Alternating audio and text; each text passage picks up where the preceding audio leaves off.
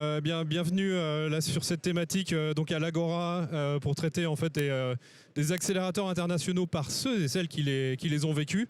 Donc ce sera une table ronde donc pour parler des remontées d'expérience en fait à la fois des clients qu'on a accompagnés sur ces accélérateurs, des partenaires aussi également puisqu'on travaille beaucoup avec la Team France Export et Business France en particulier, et puis aussi des consultants voilà, parce qu'on travaille avec des consultants, mais je reviendrai sur la structuration donc de l'offre accélérateur. Déjà, en fait, pour que vous compreniez la raison d'être de ces accélérateurs, puisque en fait, si vous avez prêté l'oreille à certains ateliers qui traitent des accélérateurs, ça fait 2015 en fait qu'on lance des programmes accélérateurs chez BPI France, et on en a lancé 2500. En fait, pour 2500 entreprises ont bénéficié d'une centaine de programmes en tout. Donc c'est assez important. Et sur ces 100 programmes, on a lancé depuis 2 ans et demi 4 programmes dédiés à l'international. Et ces 4 programmes en fait donc sont dont 2 généralistes qui ont pour vocation d'accompagner des entreprises qui vont travailler à partir de leur feuille de route stratégique, redéfinir leurs besoins, parce que comme le dit Sénèque, il n'y a pas de bon vent pour celui qui ne sait pas où il va. Et ben c'est particulièrement vrai sur l'international. Il faut pouvoir se projeter, et encore plus que quand on est sur le marché domestique. Et projeter, c'est se poser les bonnes questions. Et donc là, on va accompagner 2 types d'entreprises. Des entreprises à la fois matures sur l'accélérateur international, qui ont déjà une maturité sur leur marché domestique, mais qui ont commencé à générer un chiffre d'affaires à l'international.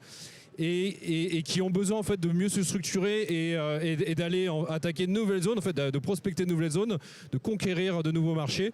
Et c'est la raison d'être de cet accélérateur qu'on a lancé en fait il y a 2 ans et demi maintenant. Il y a la 3e promotion qui sera lancée donc le 6 décembre prochain, donc 2 promotions qui ont été lancées. Un accélérateur généraliste également sur l'international qu'on vient de lancer donc il y a tout juste une semaine, donc qui est régional, propre à l'Île-de-France, pour accompagner des entreprises du secteur de l'industrie et des services à l'industrie, mais cette fois qui sont plus petites. Là, des entreprises qui ont tout juste démarré donc leur démarche à l'export. Et là, cet accélérateur a surtout pour vocation de les aider à également mieux se structurer, surtout après avoir vécu une période post-Covid. Je ne sais pas si on peut dire qu'on est post, mais en tout cas, pour les aider à mieux se structurer et aborder plus sereinement l'international.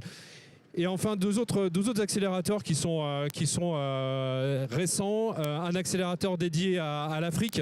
L'Afrique, c'est un marché sur lequel on accompagne de nombreux clients chez BPI France et qui offre de nombreux débouchés. C'est le grand export qui s'appréhende pas de la même manière que n'importe quel autre continent, et donc on a estimé que c'était important également d'accompagner nos entreprises sur ce continent et sur la durée.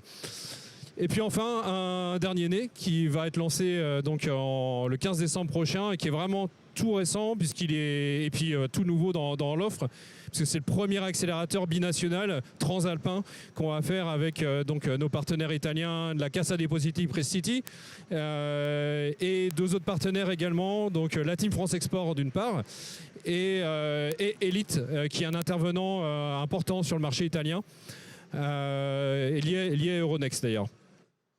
Voilà, donc ça c'est pour vous donner en fait la big picture. Et c'est vrai que s'il y a un partenariat qui compte aussi également, je vous avais parlé, c'est la Team France Export, c'est Business France. Jérôme Révol qui est en charge du réseau des chargés d'affaires donc en France chez Business France. Tu veux nous en dire 2 mots?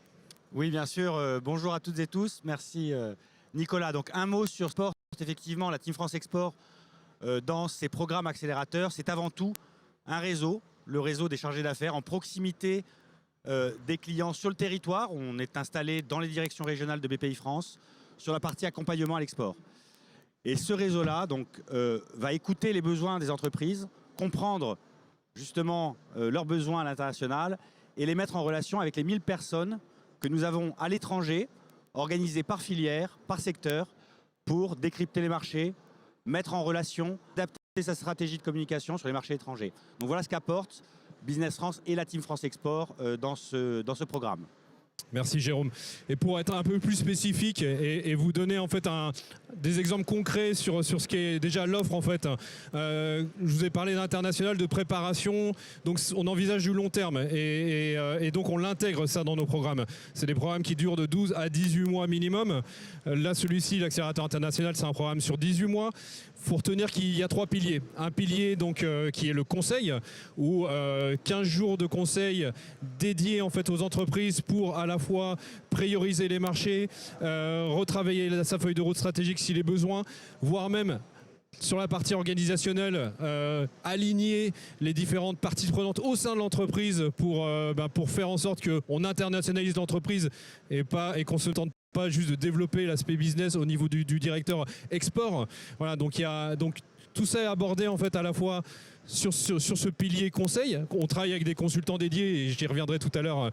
Donc Brigitte et Dimitri sont là pour dire leur expérience et ça pour dire que on a construit ces accélérateurs de telle sorte que ce sont des agrégateurs en fait de différentes ressources. C'est pas BPI France qui fait le conseil, ce sont des personnes qui sont consultantes depuis de nombreuses années, voire même qui ont été chefs d'entreprise ou qui le sont encore, et qui apportent cette expertise auprès de nos dirigeants. Donc ils savent parler à la hauteur d'homme d'un dirigeant d'entreprise, de PME et de TI. Et ça compte beaucoup pour nous. Donc j'y reviendrai tout à l'heure.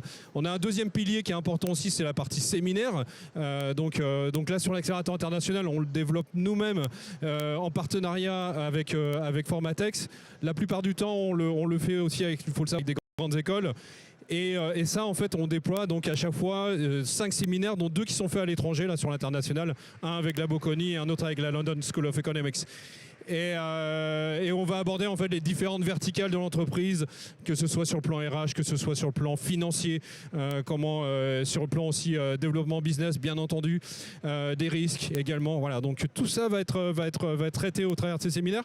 Puis enfin, c'est la partie connexion, c'est ce troisième pilier qui est important à nos yeux, c'est que BPI France, j'ai parlé de la Team France Export, on a accès à un vivier et je dirais à différents écosystèmes en France et de par le monde. Et en fait, nous, notre rôle, c'est de pouvoir aussi de mettre ces connexions à disposition de nos clients qui sont à l'intérieur de ces programmes. Donc ça, le prochain, on le lance, c'est la 3e promotion. Donc on a un retour déjà sur une première promotion qu'on a clôturée en janvier de cette année, avec des chiffres très encourageants, parce qu'on parle d'export quasiment post-Covid, mais au moment où la crise a frappé le plus durement en mars dernier. Donc ces entreprises étaient dedans. Et globalement, on retrouve en fait des chiffres qui sont très encourageants en termes de progression. Là, on les a aidés aussi également à se poser les bonnes questions, à pas partir tout de suite, à viser les bons pays, à s'organiser pour. Et c'est ce qu'on a apporté en fait durant ces 18 mois. Et c'est ce que relatent en fait ces chiffres. Hein, et d'ailleurs, j'y reviendrai tout à l'heure sur l'expérience que nos différents clients en ont retiré. Et puis juste pour reparler sur l'accélérateur franco-italien, ce qui est vraiment spécifique, celui-ci, c'est vraiment la première fois qu'on fait un accélérateur. On va s'appuyer sur le tissu qu'on connaît bien, nous, français, à la disposition d'entreprises italiennes, parce qu'en fait, il y aura 40 entreprises, 20 entreprises italiennes, 20 entreprises françaises qui participeront à cet accélérateur. Et c'est la première fois qu'on aura un accès aussi direct, en fait, aux deux marchés, français, italien. Donc, c'est un accélérateur qu'on veut pro-business. On va s'engager à créer 12 rendez-vous minimum par entreprise qualifiée. Et on va s'appuyer également sur la formation, 6 séminaires qui seront dans le cadre d'un partenariat avec Sciences Po, Bocconi et Politecnico di Milano. Voilà, j'ai un peu trop parlé, je m'excuse, et je pense qu'il faut en venir en fait au plus intéressant, et finalement c'est l'expérience qu'en tirent les dirigeants. En tout cas, je vous remercie d'avoir accepté de témoigner. Fabien Delano, donc CEO de Myriad Connect, qui participe à l'accélérateur Afrique. Rifat Mpoutou, donc toi tu vas participer à la promotion 1 de l'accélérateur international. Et nos 2 consultants, donc Dimitri Savournin et Brigitte Leborgne aussi. Donc je propose, pour commencer, enfin voilà, l'idée c'est tout de suite dans le vif du sujet. C'est déjà, est-ce que tu peux, toi, Rifat, en tant que directeur export de Sainte-Lucie, te présenter, nous dire en fait en quoi consiste l'activité de la société? Bonjour à tous, Rifat Mpoutou, société Sainte-Lucie. Je suis le responsable export de la société. On est producteur d'aides pâtissières et d'épices, donc on fait tout ce qui est produits à base de vanille, produits à base de sucre notamment, et on fait également des épices aussi également. Donc épices, poivre, herbes, épices et mélanges. Voilà. Donc aujourd'hui, on travaille avec, on a travaillé avec la BPI notamment sur le fait de faire l'accélérateur international dans la mesure où on avait un certain succès sur le marché national français avec la GMS notamment et on a décidé justement de se lancer sur l'export pour pouvoir avoir une vision un petit peu plus stratégique et beaucoup plus développée que celle qu'on avait à la base où on était plus dans un marché d'opportunités où on avait justement certains salons et on avait des clients et on travaillait avec eux de façon un peu basique entre guillemets. Voilà. Donc c'était d'avoir un accompagnement précis, une vision stratégique, une manière de faire, de pouvoir justement suivre nos clients, développer l'activité dans une zone particulière. Voilà, c'était ça. De manière générale. Et vous aviez déjà en fait travaillé sur certaines zones. Donc il y avait déjà des zones qui étaient. On avait déjà un petit peu de business effectivement. Ouais. Oui, on avait du business notamment en Afrique. On avait du business aussi également dans les dom-toms. Donc ça a permis justement de structurer en fait la démarche. Voilà. Okay. Donc d'avoir justement une vision plutôt terrain et plutôt aussi également bureau. À mesure où on avait ce recul stratégique de se dire voilà comment on va gérer l'importateur-distributeur, voilà comment on va communiquer avec lui, quelles informations on va lui demander sur le marché, comment est-ce qu'il va faire remonter ces informations-là vis-à-vis de la direction et avoir vraiment une vision précise et concrète de ce qui se passe sur le marché. C'est le drame en fait qu'il y a sur l'export très lent. C'est qu'en fait les sociétés travaillent avec des partenaires mais on ne sait pas réellement ce qui se passe sur le terrain. Et donc nous on avait besoin vraiment de structurer cette démarche et d'avoir justement la possibilité aussi également de se projeter sur des marchés sur lesquels on n'avait pas nécessairement travaillé aussi initialement. Alors justement parlons-en de la structuration sur les marchés envisagés. Il y avait, si pour rappeler en fait un Dimitri, toi tu es intervenu en tant que consultant auprès de Sainte-Lucie et de Rifas. En fait comment tu les as accompagnés toi de ton côté justement sur ce besoin de se structurer, de ciblage? On a fait les choses de manière très, très simple. Hein. On a fait un état des lieux de ce qu'il y avait, du business qui existait à l'export, de l'intérêt des marchés et du potentiel des partenaires, parce que c'est un point absolument clé, comme Rifat venait de le dire. À partir de ça, on a défini d'abord un axe stratégique qui était de dire ils sont sur deux catégories, hein, Sainte-Lucie, vous avez compris, les épices et ce qu'on appelle les aides au dessert, les aides à la pâtisserie. On a clairement dit stratégiquement que le potentiel était plus à l'international sur les aides à la pâtisserie que sur les épices, parce qu'il y a énormément d'acteurs d'épices à travers le monde. Donc ça, c'était le premier choix stratégique qu'on a fait. Et ensuite, de manière très pragmatique, on a décidé d'être focus et de définir 3 zones cibles qui partait pas de zéro, enfin une partait de zéro, une deuxième il y avait quelque chose, la troisième c'était les dom-toms dont Rifat vient de parler, qui était le business qui avait été le plus développé. Et donc on a convenu de travailler à l'issue de cette phase, puisque Nicolas a rappelé qu'il y a en fait 15 jours de conseil, mais il y avait une partie diagnostic et ensuite une partie on va appeler développement. Donc le diagnostic est amené à faire ce choix stratégique et cette définition de marché. Et ensuite, concrètement, on a, en travaillant ensemble avec Rifat, travaillé sur la manière de développer les 3 zones cibles. Ok. Et comment Rifat, du coup, c'est le conseil que tu as apporté, Dimitri, en fait, comment c'est manifesté là, dans les choix en fait opérés après par Sainte-Lucie, et puis également dans ton propre métier, parce que il y a quelque chose qu'on n'a pas évoqué, mais qu'on évoquera après, c'est sur la partie coaching qui a été assez importante. Mais déjà, sur la première question, sur comment qu'est-ce que ça a apporté en fait et quelles décisions ont été prises par la suite? Je vais commencer par la société. Effectivement, ça a apporté justement une vision stratégique concrète, ce qu'on n'avait pas initialement, voilà, parce que Dimitri il n'a pas mentionné quelque chose, mais il a une expérience déjà de plus d'une vingtaine d'années d'export déjà à titre personnel. Donc il y a ça aussi qui a joué sur le fait de pouvoir nous orienter sur les bons marchés. Donc il y a eu ce premier point. Après, d'un point de vue humain, j'ai aussi moi été confronté à une culture totalement différente de celle qu'on a chez Sainte-Lucie, puisque chez Sainte-Lucie c'est une PME familiale, voilà, donc on n'était pas nécessairement dans la même vision stratégique du marché et de ce que pouvait représenter le marché et certains investissements. Il y a des choses en fait pour parler de manière très concrète qu'il m'a appris, que j'avais pas comme notion. Par exemple, pour travailler sur un plan financier, un profit and loss, on a travaillé dessus ensemble, il m'a montré comment on faisait. Donc c'est assez pratique, assez ludique, et c'était vraiment fait sur mesure pour Sainte-Lucie, pour une société qui ressemble un petit peu à Sainte-Lucie, dans la mesure où Sainte-Lucie n'avait pas de directeur export. Donc moi je suis arrivé sur le poste comme responsable export, et en fait en réalité pour travailler justement dans ces sphères et avoir la vision stratégique suffisante, il faut avoir un certain recul, avoir certaines notions, et c'est ce que ça nous a apporté en fait en réalité. Donc pour des sociétés qui ressemblent à la nôtre, des PME, je pense qu'il y en a beaucoup en France, je le recommande vivement de le faire. Voilà, un choc des cultures, une volonté d'aller dans la précision, dans l'opérationnel, et aussi également la possibilité justement de se développer en interne aussi également en management transversal, parce que c'est beaucoup de transversal.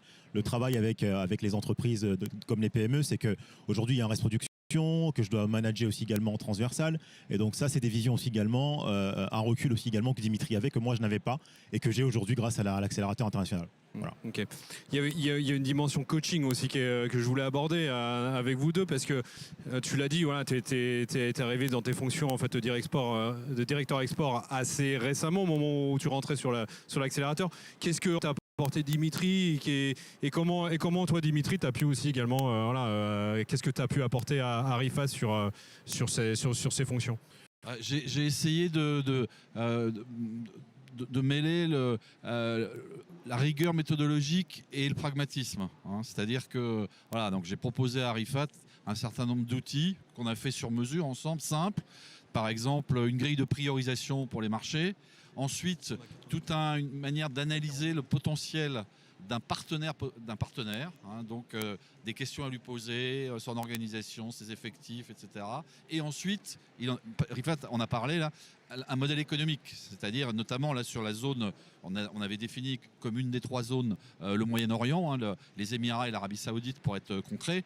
Et là, il y a eu, partez de zéro, ce sont des marchés qui coûtent cher en fait en termes d'accès. Et donc là, on a utilisé en fait un modèle économique relativement simple de PNL, comme il disait, mais adapté. Et c'est comme ça qu'on a travaillé avec le partenaire. Voilà, donc mélange de pragmatisme, mais pas du tout de théorie, mais en même temps quelques outils qui peuvent resservir, bien entendu. Après, et l'idée, c'est que bien sûr, Rifat les utilise. On a aussi fait tout simplement un tableau de bord de suivi de l'activité export, avec en effet par marché les principaux indicateurs de chiffre d'affaires, de marge, etc. pour avoir une fois par mois que Rifat puisse présenter à ses patrons, à sa directrice générale, où on est l'activité. Voilà, donc, vous voyez, des choses. Merci Dimitri. Du coup, juste quelques mots sur une fois que tu as fini en fait cet accélérateur, parce qu'on a parlé du côté aussi individuel, enfin l'accompagnement individuel dont tu as profité en fait au travers de cet accélérateur, mais il y a aussi tout l'aspect collectif. Et au final, qu'est-ce que tu en as tiré une fois que tu avais fini l'accélérateur, puis aujourd'hui surtout Oui, parce qu'en fait, il y a 2 volets. Là, on a parlé surtout de la relation entre Dimitri et moi.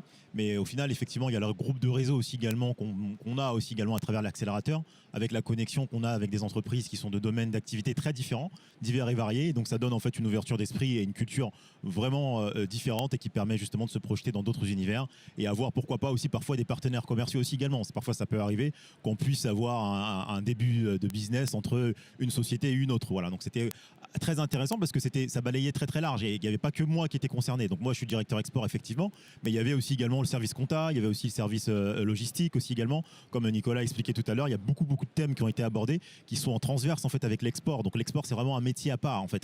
Et moi c'est vraiment le message que je voudrais transmettre aujourd'hui pendant que les personnes m'écoutent, c'est que l'export, nous c'est ce qu'on a compris aussi également chez Sainte-Lucie, l'export c'est vraiment très très différent et il y a beaucoup de choses à travailler en interne, à développer pour pouvoir avancer quoi. Voilà, pour les PME françaises. Merci Rifat. Je pense que merci en tout cas à vous deux et donc Jérôme et surtout Fabien. Je pense que là c'est intéressant, surtout Fabien, d'avoir aussi ta propre expérience au travers de l'accélérateur Afrique qui est autre aussi par rapport à ce que tu es en train de vivre, parce que cet accélérateur n'est pas encore clôturé, c'est en cours. Et voilà, donc je te laisse. Fabien, vous êtes le CEO de la société Myriad. Donc ce serait intéressant d'abord que vous nous disiez rapidement ce que fait Myriad. Et également et surtout quelles sont les raisons qui vous ont poussé à intégrer cette première promotion de l'accélérateur dédié à l'Afrique. D'accord, bonjour, donc moi je suis Fabien, donc directeur général de Myriad. Myriad, on fournit des solutions de communication et de paiement par mobile. Et la spécificité en fait de nos solutions, c'est qu'elles sont accessibles par les utilisateurs qui n'ont pas accès à Internet, qui n'ont pas forcément de smartphone, et qui ne sont pas forcément bancarisés. Donc c'est des solutions qui marchent très très bien en Afrique. Et c'est donc en Afrique qu'on fait 70% de notre chiffre d'affaires. Donc quand j'ai vu l'accélérateur Afrique, je me suis dit, ça me parle, j'ai vraiment envie d'être dedans. Et pour moi, plus que le côté formation ou le côté conseil, c'est que j'avais envie de mieux comprendre l'écosystème d'accompagnement des entreprises françaises vers l'international et en particulier vers l'Afrique. Donc ça, c'était un. Et deux, c'était d'être dans un écosystème d'entreprises donc françaises avec des ambitions, des volontés, des intérêts en Afrique. Donc un peu pouvoir échanger. Très bien, donc ce programme a débuté, il est encore en cours. Vous êtes déjà, je crois, déplacé sur le continent, vous aviez déjà du business là-bas. Tout à fait. Quels sont les premiers retours concrets? Qu'avez-vous fait en Afrique aujourd'hui? Avec qui, justement, sur ce continent? Concrètement, nous, on est en Afrique depuis 15 ans. Donc l'Afrique, en rentrant dans cet accélérateur, je m'étais dit, on connaît déjà. Donc les premières choses que ça nous a apporté, c'était vraiment de comprendre en fait, l'écosystème qui aide les entreprises françaises à aller à l'étranger. Donc j'ai découvert Business France, que je connaissais déjà un peu. J'ai découvert la BPI, que je ne connaissais pas du tout. Mais aussi les CCI, donc Chambre de commerce et l'industrie internationale, les CCE. Il y a vraiment tout un écosystème très très riche pour supporter et pour aider les entreprises à l'international. Donc ça, pour moi, c'était vraiment le premier point super intéressant. Et qui ouvre des portes Qui ouvre des portes, mais des mises en relation exceptionnelles. J'ai pu rencontrer des DG de grandes entreprises, que ce soit des opérateurs mobiles, que ce soit des grandes entreprises, tout par ces mises en relation, quoi. Très bien. J'ai pu vous accompagner, j'ai eu cette chance de voir la première mission en Côte d'Ivoire. Et il m'a semblé que cet esprit de promo s'était créé sur place et continue 6 mois après, avec des échanges fructueux, amicaux et business. Cet esprit promo, est-ce que vous pouvez nous dire un petit mot et l'avantage aussi que vous en retirez? Oui, tout à fait. Donc nous, c'est un peu comme vous, c'est-à-dire que les accélérés viennent de différentes industries. Donc au départ, se dire, bon, il y a quelqu'un qui vend des pneus, quelqu'un qui fait du parfum, des services hôteliers, moi je fais de la tech, on s'est dit qu'est-ce qu'on a à échanger. Et en fait, énormément de choses. Et on a commencé à échanger sur se donner des bons tuyaux sur comment travailler en Afrique. Et ça se passe constamment, c'est-à-dire que moi, la semaine dernière, je me posais des questions sur aller travailler au Zimbabwe. Tout de suite, on m'a dit oui, il faut faire comme ci, il faut faire comme ça, je peux te mettre en contact avec cette telle personne.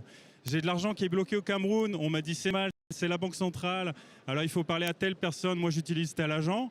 Et c'est constamment comme ça. En période Covid, c'était comment on fait pour faire du business sans voyager. Donc on s'échangeait un peu les bons tuyaux. Et c'est vraiment, il y a vraiment un bel esprit de promotion, de partage. Il y a un groupe WhatsApp d'ailleurs qui fonctionne assez bien. Il y a un groupe WhatsApp qui est incroyable. Qui sonne sans arrêt. Une dernière question pour aborder un peu tous les piliers. On a vu le côté individuel, le côté collectif. Et il y a également dans ce programme, séance, je crois, du meilleur du public, on va le dire, et du meilleur du privé. C'est que tu as effectivement accès aux institutions, à l'écosystème dont tu as parlé, mais tu as aussi, on met à disposition donc un coach, un consultant compétent qui connaît ton secteur d'activité. Qu'est-ce qu'il t'a également apporté? Tout à fait. Alors moi, au niveau consultant, j'ai eu vraiment un programme qui a été incroyable, vraiment un programme exceptionnel. Donc on a eu cette chance d'avoir un consultant qui est très, très hands-on, vraiment de terrain, donc qui allait voir mes équipes en Côte d'Ivoire, qui allait voir mes clients, mes partenaires, qui leur a posé les bonnes questions, qui a demandé à d'autres entreprises pourquoi elles travaillent avec nous, à d'autres entreprises pourquoi elles ne travaillaient pas avec nous, et qui tout de suite nous a donné des idées, des choses tactiques, etc. Donc cette partie de terrain était vraiment exceptionnelle. Ensuite, il y a eu toute une partie d'analyse de finalement notre process de prospection commerciale. Il a vraiment identifié les choses qui ne fonctionnaient pas. Il nous a donné les outils pour avancer, mis les process en place, etc. Et une dernière partie, une partie formation. Et dans la partie formation, où vraiment, on a fait des jeux de rôle, on a fait énormément de formation encore en Côte d'Ivoire, où on a appris des choses et mis en place tout de suite, quoi. Donc vraiment, j'ai que de bonnes choses à dire, exceptionnel. Merci Fabien, c'est ce qu'on aime entendre. Effectivement, moi, tout le retour, en tout cas, des entreprises qui participent en sortent grandis de l'expérience des autres. Et voilà, de la confrontation aussi à ces marchés étrangers où on apprend de toute façon en revenant. Si on ne fait pas du business tout de suite, on a appris de toute façon comment faire plus tard. Exactement. Et c'est vrai que du coup, au travers de vos 2 expériences, une expérience en tout cas de la partie conseil très opérationnelle avec des leviers commerciaux identifiés assez rapidement et actionnables. Pour revenir en fait à ce que je disais tout à l'heure, il y a une dimension aussi projection à l'international et une dimension stratégique et c'est une dimension qu'on sait adresser. Et notamment sur le conseil et d'ailleurs c'est pour ça aussi que Brigitte est là et je voulais aussi en parler parce que de façon si concrète, voilà, qu'est-ce que toi tu as apporté en fait sur des missions au travers de l'accélérateur international, quelle est ton expérience sur le sujet? Bonjour à tous. Moi d'abord j'ai travaillé chez BPI dans des accélérateurs internationaux ou pas à l'international, mais sur l'internationalisation des entreprises, on peut faire les deux. En fait j'interviens à 2 niveaux, j'ai bien 2 cas vraiment différents. Soit l'entreprise a déjà une courbe d'expérience à l'international, où elle sait ce qu'elle veut faire, où elle veut aller, comment elle veut y aller, par quel biais. Et à ce moment-là, on est sur une mission tactique. J'ai un projet, par exemple, pour une entreprise de l'accélérateur international pour aller aux États-Unis. Donc, c'est très concret, pratico-pratique. Et là, je travaille en binôme avec un correspondant aux États-Unis qui est un local. Et mon job à moi, c'est bien de faire en sorte que le besoin de l'entreprise soit satisfait et puis aussi de combler la différence culturelle qui est importante, dont on ne se prend pas souvent compte. Donc ça, c'est le premier cas. Le deuxième cas, c'est pour toutes les entreprises en fait, qui n'osent pas y aller, qui n'ont pas d'expérience, qui ne savent pas où aller, dans quel pays, comment, par quel biais, qui pensent que ce n'est pas pour elles. Et là, en fait, on passe par une phase amont que j'appelle le diagnostic de maturité et de motivation. Parce qu'en fait, aller à l'international, comme vous l'avez dit, Nicolas, c'est un vrai sujet stratégique pour l'entreprise. Et donc, ça réclame à la fois des ressources, des moyens, au premier lieu des personnes qui connaissent des langues étrangères, qui sont ouvertes à d'autres cultures. Deuxièmement, ça réclame de la persistance dans l'effort. Voilà, donc c'est vraiment l'objet de cette phase préalable qui est le point d'entrée dans un accélérateur. Il y a des modus operandi sur lesquels tu t'appuies pour faire ça. Est-ce qu'il y a un cadre en fait qui te permet d'accompagner sur cette feuille de route stratégique l'entreprise? Alors c'est une vaste question, hein. Je vais essayer de répondre de manière synthétique. En fait, il y a 3 piliers sur lesquels moi je m'appuie. D'abord, c'est l'expérience de situations extrêmement variées, que ce soit en tant que consultant ou en tant qu'opérationnel, 30 ans opérationnel. Donc ça me permet, j'ai été de l'autre côté de la barrière, ça me permet vraiment de comprendre ce qui se passe dans l'entreprise. Parce qu'en fait, il faut au départ qualifier le contexte de l'entreprise. Je vous donne un exemple concret. Une entreprise qui a eu un échec à l'international, soit elle a fait son retour d'expérience, elle a appris quelque chose, elle sait comment faire la prochaine fois. Tout à l'heure, il y avait le président de Cdiscount qui intervenait, qui disait qu'ils s'étaient lancés, ils avaient mis 4 fois à se lancer sur une nouvelle ligne de service. Donc soit cette courbe d'expérience a été acquise et l'erreur est acceptée, soit on est dans un autre cas où finalement on s'est trompé, mais on n'a pas fait ce retour d'expérience. La stratégie à l'international n'est vraiment pas la même. Le degré de risque que l'entreprise est prête à prendre n'est pas le même. Donc ça, c'est le premier outil, c'est la capacité de qualifier le concept.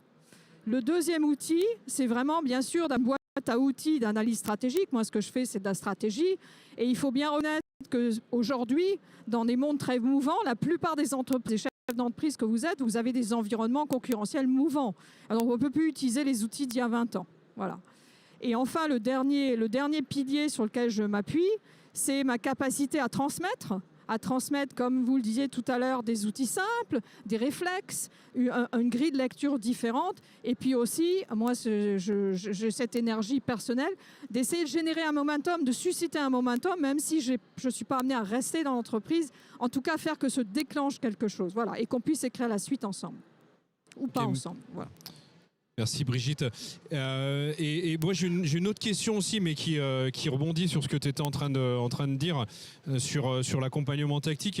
Parce qu'une fois qu'on a défini voilà, le chemin qui va nous amener sur 1, 2, 3 pays, il y a très souvent en fait, il y a aussi c'est vrai, quand on pense développement international, on pense au business, on pense au chiffre d'affaires et on pense à la fonction de directeur export. Mais il n'y a pas que le directeur export dans l'entreprise. Le directeur export, il peut pas tout seul, je dirais, prendre son bâton de pèlerin et donc il faut aussi amener les autres composantes. Et ça, ce que je voulais, là où je voulais vous entendre aussi, toi et Brigitte, et Dimitri, c'est comment vous abordez ça pour aligner en fait, je dirais, les différentes parties prenantes au sein de l'entreprise, que ce soit la production, que ce soit le marketing, les ressources humaines, dans le recrutement. Voilà, comment vous y arrivez très concrètement, voilà, Alors effectivement, donc, pour revenir à ce que je disais tout à l'heure sur le diagnostic amont, d'abord ça permet de faire une photo lucide de l'état des forces et faiblesses, mais on s'aperçoit, et c'est normal, dans toutes les entreprises, il y a eu souvent un gap assez grand entre un dirigeant qui a une certaine vision et puis les équipes qui rament sur le terrain tous les jours. Donc quand elles écoutent le président ou le DG leur dire des choses, et ma foi, est-ce qu'on sait faire? Est-ce que c'est possible? Donc en fait, ce diagnostic, cette phase de diagnostic, elle est essentielle et ce n'est pas du tout une perte de temps parce qu'en fait, ça fait partie de ce qu'on appelle le leadership juste du dirigeant. En fait, qu'est-ce que ça veut dire concrètement? D'abord, il y a une phase d'analyse du passé, il y a une phase de compréhension de la situation présente, de qualification, d'interroger tous les contributeurs, toutes les personnes clés dans les équipes. Ça permet de faire remonter des idées, des points de vue qui peut-être ne seraient pas exprimés. Donc c'est vraiment une phase en plus de créativité. Je reviens au président de Cdiscount, il disait que cette ligne de business, elle était arrivée par le terrain et pas par le comité de direction. Donc ça, c'est la première chose. La deuxième chose, c'est partage. Avec toutes les personnes qui ont contribué chez BPI France, on partage vraiment à expliquer, après évidemment en avoir discuté avec le dirigeant, mais à expliquer à tous les contributeurs quel est le diagnostic, quelle est l'essence du diagnostic. Ça crée chez les collaborateurs un sentiment de justice parce qu'ils ont été écoutés, parce que leur voix a compté, même s'ils ne sont pas d'accord forcément avec la stratégie de départ. Et ça, c'est le socle sur lequel les dirigeants peuvent expliquer leur vision, peuvent la rendre concrète. Souvent dans les PME, il y a une grosse distance entre une vision et le chemin pour y arriver. Et donc c'est le point de départ en fait pour derrière travailler, créer un momentum et puis derrière travailler sur une feuille de route pour la mise en œuvre qui commence par où on veut aller, comment on veut y aller, quelles ressources, etc. etc. Voilà. Dimitri, du coup, toi qui es en miroir de Brigitte, est-ce que tu partages oui, même... Je rajouterais juste une chose, c'est que, alors c'est lié aussi à l'expérience chez Sainte-Lucie, mais c'est que de manière générale, je pense, il faut qu'en effet le dirigeant ou les dirigeants, enfin on parle d'un dirigeant ou d'une dirigeante dans le cas d'une PME comme Sainte-Lucie, soit moteur et complètement impliqué. En l'occurrence, la directrice générale de Sainte-Lucie, Alexandra Latteignant, elle a été moteur, très moteur, et en même temps, elle n'a pas été du style à dire il faut faire 10 millions à l'export. Elle a voulu apprendre. Donc elle a été à la fois moteur et en même temps très réaliste, très pragmatique dans les recommandations qu'on a apportées. Et ça, je pense que ça, du coup, tout s'est bien passé dans l'entreprise. Voilà. Parce que bien sûr, Sainte-Lucie, ils fabriquent plusieurs centaines de références dans leur gamme. Donc autant dire que l'export, c'est de la complexité. Quand on parle de changer des étiquettes, etc. Donc il y a beaucoup de complexité. Et donc le fait que la dirigeante ait été totalement moteur de cette manière-là a été certainement un facteur clé de succès. Et je pense que Rifat, du coup, ça a été agréable pour lui de travailler comme ça. Parce qu'il avait le soutien direct de sa directrice générale. Tu confirmes ? Je l'ai toujours d'ailleurs. C'est pour ça que je suis encore là.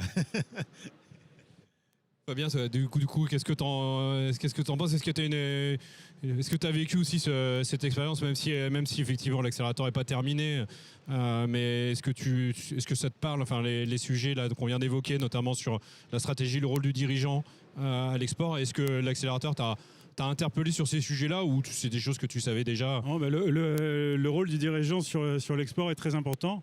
Donc moi, j'ai la chance d'être supporté par mon directeur général, donc par moi-même. Mais non, il faut que toutes les équipes y croient. À tout niveau. Enfin, nous c'est au niveau opérationnel, c'est au niveau de l'innovation. On fait de l'innovation pour l'export, on ne fait pas de l'innovation pour le marché français. C'est le marketing, c'est les ressources humaines. On va avoir des équipes qui croient en ce qu'ils font. Et ce qu'on fait, nous, aujourd'hui, c'est l'Afrique. Donc, il faut vraiment que tout le monde soit impliqué. Et je pense que c'est clé de succès de l'export, c'est sûr.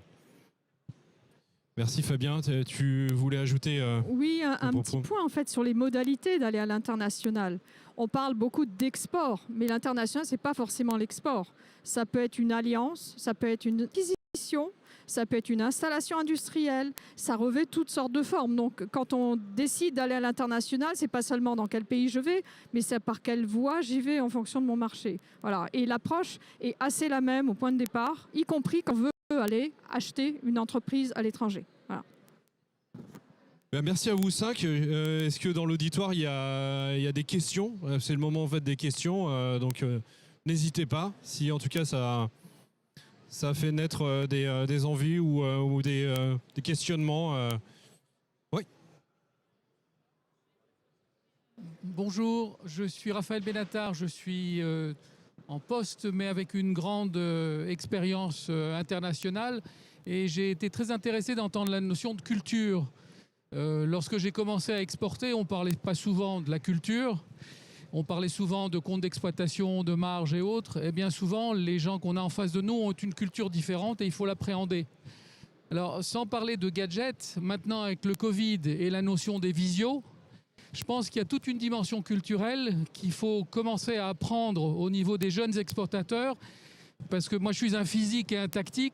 Je suis des fois très mal à l'aise quand je suis à distance avec les États-Unis, l'Allemagne et autres pour faire passer des messages. Et j'aimerais bien avoir à un moment ou à un autre un coach qui me dise bah, c'est plus toi avec ton 1m75, c'est toi avec 50 cm et la culture elle passe différemment. Donc peut-être que dans vos... Je peux répondre à cette question en fait, qui est la dimension interculturelle qu'on retrouve en fait soit de façon très généraliste en fait au travers de qu'on va traiter au travers de nos séminaires. Donc ça c'est une question qui rejaillit très souvent chez les dirigeants et les directeurs export. Et puis après, on va avoir effectivement ces missions de conseil où là, on va être davantage en piqué en fait sur les besoins des dirigeants, enfin les besoins des dirigeants et du directeur export sur un pays précisément. Quelle attitude, quel comportement on adopte et comment on communique. Et ça, l'idée c'est d'avoir la préparation et de ne pas le découvrir sur le terrain, parce que sinon, on peut avoir de surprises et des fois pas très drôles. D'ailleurs, tu voulais peut-être. Oui, la question est essentielle, la question de ces relations culturelles, de la préparation de l'exportateur justement à la culture à laquelle il va être exposé. Je vous disais tout à l'heure qu'on s'appuie sur un réseau de 1000 personnes à l'étranger. Parmi elles, 90% sont locales. Et un Indonésien en Indonésie, un Africain, un Kenyan au Kenya, etc. Pour 90% d'entre elles, ce sont des gens qui connaissent donc cette culture. C'est pas parce qu'ils la connaissent forcément qu'ils l'expliquent aux exportateurs. On s'est rendu compte récemment qu'il fallait aller attaquer le marché, les distributeurs, la personne avec qui on veut s'associer. Il fallait avoir un minimum de coaching justement sur les do's and don'ts. Voilà, des petites choses, des petits trucs qui sont indispensables aux États-Unis, d'aller droit au but. Alors, je ne les connais pas toutes puisque voilà, on a des spécificités autant qu'il y a de culture, voire même à l'intérieur d'un pays de différentes ethnies, etc. Et donc, on propose à chaque fois, on s'est d'ailleurs inspiré de l'expérience de BPI France qui faisait ses warm-up, ses coachings en amont, mais même au niveau individuel, donc on propose à l'entreprise un coaching culturel avant d'attaquer le marché pour répondre à cette question qui est essentielle. Est-ce que vous avez d'autres questions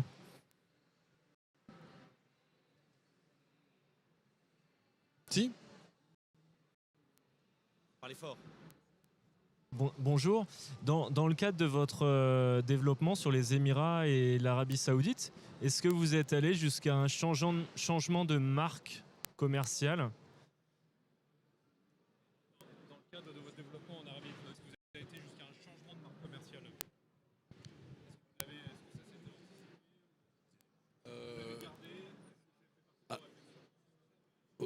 Oui, ça peut faire partie des réflexions en effet. Le fait avec ce que veut dire la marque, bon, on n'a pas estimé qu'il y avait une nécessité de changer en effet en Arabie Saoudite, sachant qu'il y a énormément de marques en Arabie Saoudite. Qui sont des marques. Moi, je me suis occupé d'export pour une marque italienne dans laquelle il y avait Marie dedans. Hein. Parce qu'il y avait donc même une référence chrétienne très ancienne, etc. C'est une question qui avait été posée. Mais finalement, en expliquant ensuite ce que c'était, ça avait été accepté. Ça n'avait pas été rédhibitoire. Voilà. Mais en effet, c'est une question qui peut se poser. Oui. Juste rajouter quelque chose par rapport à cette question qui est une bonne question. Ça dépend aussi également peut-être de votre business model en fait, de l'entreprise pour laquelle vous travaillez.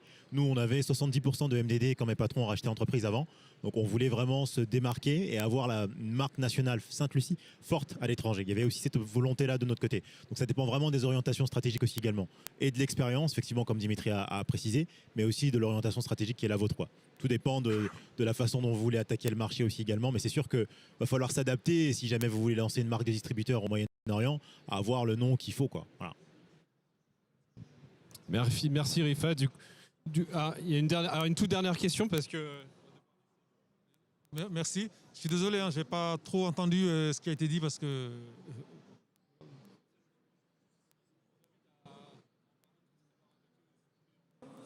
D'accord, oui. Oui, j'ai une question, oui, en fait, elle est simple et précise, c'est que là, aujourd'hui, si j'ai envie d'investir dans un pays d'Afrique de l'Ouest, par exemple, à quelle porte je dois taper? Qui doit se voir? Qui doit se faire?